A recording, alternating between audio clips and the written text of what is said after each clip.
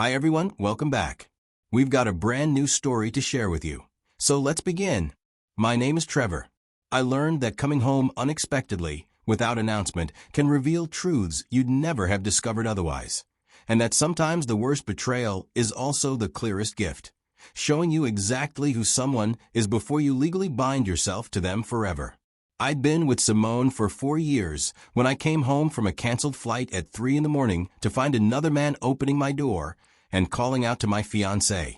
For years that I'd thought were building toward marriage and partnership, but that apparently contained secrets and betrayals I'd been completely blind to. If you enjoy stories like this, take a moment to tap the like button and leave a comment on where you're watching from. Let's know ourselves. Now back to the story. We met when we were both living in Charlotte and working professional jobs. I was in business consulting, traveling frequently to consult for clients across the Southeast. Simone worked in human resources for a healthcare company. We'd met through a dating app, had immediate chemistry, and started seeing each other seriously within weeks.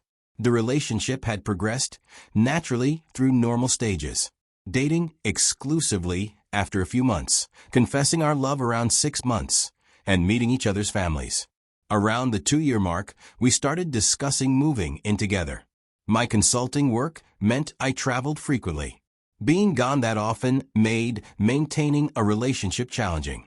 We thought living together would help us stay connected despite my demanding schedule. I found a 2-bedroom apartment in a nice area of Charlotte. Signed a lease in my name since my income and credit were stronger. Moved in together and settled into cohabiting life. The arrangement worked well initially. When I was home, we had quality time together. When I traveled, Simone had the apartment to herself.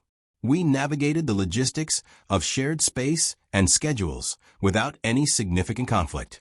Around year 3, I proposed, and Simone enthusiastically said yes. We were both excited about getting married and making our partnership official. We started planning the wedding immediately. Simone wanted a big, elaborate event with a large venue, an extensive guest list, and all the traditional elements. We set a wedding date about 10 months out to give time for planning and saving. Our relationship during the engagement wasn't perfect. We had occasional arguments like any couple, disagreements over wedding details, finances, and household responsibilities. Nothing about the argument felt catastrophic. Just standard relationship friction. About 6 months into our engagement, Simone began complaining more frequently about her job. She said she was underpaid and overworked. According to her, the company didn't value her contributions, and the stress was affecting her mental and physical health. She talked about quitting frequently. I'd encourage her to look for better opportunities while staying employed. Standard advice about not leaving a job before securing the next one. But one day Simone came home and announced she'd quit. She said that she walked into her manager's office and resigned, effective immediately, with no backup plan or job lined up. I was surprised but tried to be supportive. I asked about her plans for finding new work. She said she needed time to decompress from the toxic environment, that she'd start looking after a few weeks of rest. Those few weeks turned into months. Simone would occasionally apply for jobs, but without urgency or real effort. She would say the market was tough or that available positions weren't quite right. Meanwhile, I was covering all our expenses. Rent, utilities, groceries, everything. My consulting salary was enough to support both of us comfortably, but it significantly shifted our dynamic. I became the sole provider. Simone became financially dependent on me. I didn't complain about supporting her financially. I figured she'd find work eventually, that this was temporary, and we'd get back to both contributing once she was employed again. About 4 months after Simone quit her job, I had a work trip scheduled, a routine client engagement in another state. I'd be gone about 4 days, handling workshops and strategy sessions. The trip came up with relatively short notice, as consulting projects often did. I told Simone the timeline. She seemed fine with it. We'd navigated dozens of my work trips over the 4 years we'd been together. This was just another one. The morning I was scheduled to leave, everything felt normal. We had breakfast together. She kissed me goodbye when I went to my office. I worked a full day, came home to pack my luggage, then headed to the airport around 8:30 in the evening for a 10 o'clock flight. I got to the airport in plenty of time. Checked in, made it through security, found my gate, and settled in to wait for boarding. The departure time came and went. The airline announced a delay, mechanical issue that would take about an hour to resolve. That hour turned into 2 hours, then 3. The airline kept announcing delays in 30-minute increments, kept insisting the flight would depart soon. I didn't update Simone about the delays. It was after 11 at night by that point. She'd likely gone to sleep. There was no reason to text her about flight delays she couldn't do anything about. Around 1:30 in the morning, the airline finally announced that the flight had been canceled entirely. The mechanical issue couldn't be resolved. They'd rebook all passengers on flights the following day. I went to the customer service desk, got rebooked on an 11 o'clock morning flight. I considered staying at the airport, but that meant sitting in uncomfortable chairs for 9 hours. So I decided to go home instead. I could sleep in my own bed for a few hours, shower and change, then return to the airport in the morning. I took a rideshare back to our apartment. Arrived around 3 in the morning. Expected to find the apartment dark and Simone sleeping.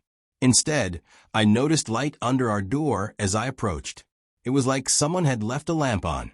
Unusual, but not alarming. Maybe Simone had fallen asleep watching TV. I knocked rather than using my key. Didn't want to startle her by walking in unexpectedly if she was awake. What happened next unfolded in slow motion, despite lasting only seconds. The door opened. A man stood there, shirtless, wearing only boxer shorts. Hair disheveled. Looking confused about who was knocking at 3 in the morning.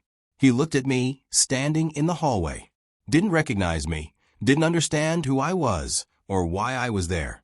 He turned his head back toward the apartment interior and called out, "Baby, someone's here." The casual intimacy of that word, baby, called at my apartment. To my fiancé. Time stopped. My brain tried to process what was happening. This half-dressed man is in my home, calling Simone baby. At 3 in the morning, Simone's voice came from the bedroom, sleepy and annoyed, telling whoever it was that she was asleep, that they should handle it. The man turned back to me, about to say something, maybe to ask who I was or what I wanted. I pushed past him firmly and walked directly toward the bedroom where Simone's voice had come from. She was in our bed, which I paid for in the apartment, sitting up now, holding the sheet to her chest, hair messy, eyes wide with shock as she saw me standing in the doorway. Recognition and panic crossed her face simultaneously. Her mouth opened, closed, opened again. She said it wasn't what I thought, that she could explain. The classic phrases people say when caught in inexcusable situations. I stood there feeling like I was watching this happen to someone else, like I'd stepped out of my body and was observing from a distance. The man had followed me to the bedroom. He was now behind me, trying to understand what was happening, realizing slowly that I wasn't a neighbor or friend, that I was someone with a key to this apartment and a reason to be shocked by his presence. He started gathering his clothes, pants draped over a chair, shirt on the floor, moving in this panicked scramble to get dressed and leave. I blocked the doorway, told him he wasn't going anywhere yet, that he was leaving, but on my timeline, not his. Simone kept begging, asking me to wait, saying she could explain everything if I'd just listen, that this wasn't what it looked like, even though it was exactly what it looked like. I felt rage building. I felt betrayal crushing my chest. I felt this overwhelming numbness underneath the anger, like my emotions couldn't fully process what was happening.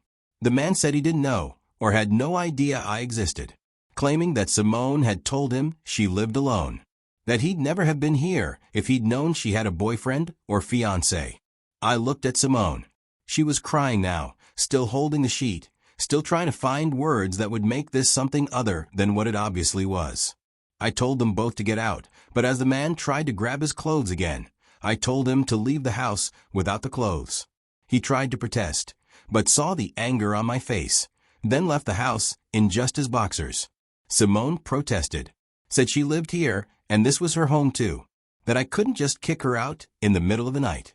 I told her I absolutely could, that my name was on the lease, that she'd been living here as my guest, that her guest privileges were revoked effective immediately. She tried reasoning with me, said we needed to talk about this like adults, that throwing her out wouldn't solve anything, that I was making this worse by reacting emotionally. I ignored her words, went to the wardrobe and grabbed some of her clothes, threw them at her, told her to get dressed and get out, or I'd call the police and have them both removed for trespassing. The man was already gone. He had fled the apartment as soon as he'd gotten his chance and was probably terrified of confrontation or police involvement. Simone got dressed slowly, still crying and insisting she could explain if I just calmed down and listen. I stood by the door, held it open, told her to leave. She walked to the door, then stopped. She turned to face me, started saying she was sorry, that she'd made a terrible mistake, that she loved me and didn't want to lose me. I stepped aside so she could exit without responding to any of her words.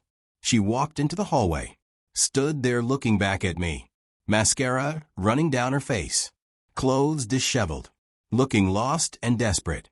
I closed the door, locked it, and stood there for a moment with my hand on the door, feeling my heart pounding. Then I walked to the living room couch and sat down in the dark apartment in the morning, trying to process that my 4-year relationship and engagement had just imploded in the span of 10 minutes. I sat there until sunrise because I couldn't sleep and stop replaying everything. I checked my phone around 6 in the morning. I had dozens of missed calls and text messages from Simone. Starting around the time, she must have left the apartment building. Her messages said she needed to talk to me, that I had to let her explain, that this wasn't what it seemed, that she loved me and we could work through this. I deleted them all without reading most of them. I couldn't handle looking at her or reading anything she says right now. Around 8 in the morning, I called a locksmith and explained I needed my locks changed immediately, that this was an emergency situation. The locksmith arrived within an hour, changed all the locks on my apartment door, and gave me new keys. I paid him and felt marginally more secure knowing Simone couldn't let herself back in.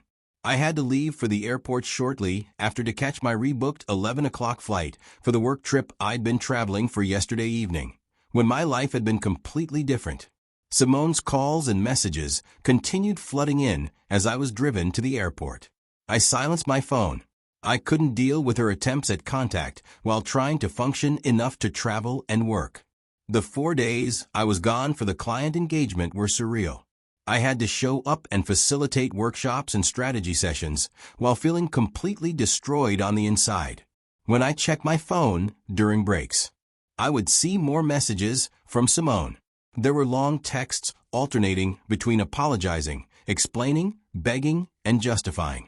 I saw messages from her best friend too, telling me it had been a mistake and that Simone was devastated, that I should at least hear her out before making any permanent decisions. I didn't respond to any of it. I only focused on getting through each day of work on this trip, on maintaining enough professional composure to do my job, on not falling apart completely until I could get home and process privately. During that 4-day trip, I made decisions about what would happen when I returned. I knew I couldn't see Simone, couldn't have conversations with her, couldn't listen to explanations or apologies that wouldn't change what had happened. I decided I'd pack her belongings and leave them for her to collect, and I'd handle ending things through text and action rather than through discussion.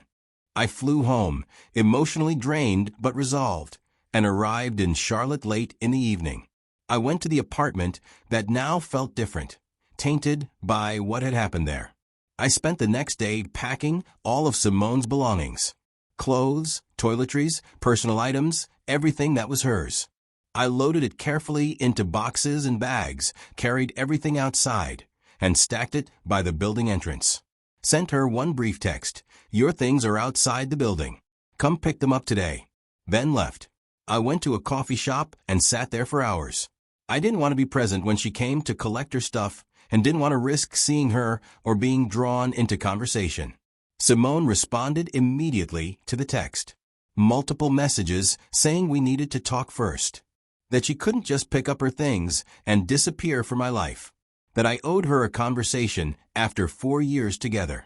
I didn't respond. I sat at the coffee shop until evening, then drove around aimlessly for another hour. Then, I finally went back to the apartment at night when I was sure she had picked up her things. Her belongings were gone from where I'd left them. She'd come and taken everything. I had dozens more unread text messages, voice notes, and missed calls, all trying to get me to engage, to talk to her, to give her a chance to explain, apologize, or fix this somehow. I went inside my apartment, realizing that the relationship was truly over. That whatever we'd been building toward was wrecked. I felt grief mixed with anger and relief, grieving the loss of what I thought we had, angry about the betrayal, relieved that I discovered this before we were married rather than after. The weeks and months that followed were difficult. I had to process the emotional trauma of that night, the realization of how completely I'd been deceived. I started questioning everything about our relationship. Had there been signs I'd missed? How long had this been going on?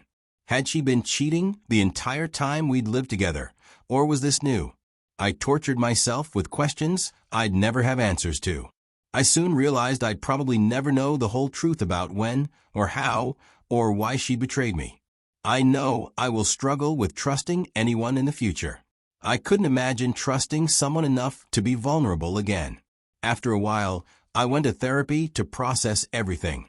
My therapist helped me work through the betrayal without becoming bitter or closed off permanently.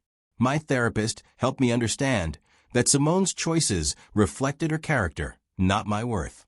That I'd done nothing to deserve or cause her infidelity.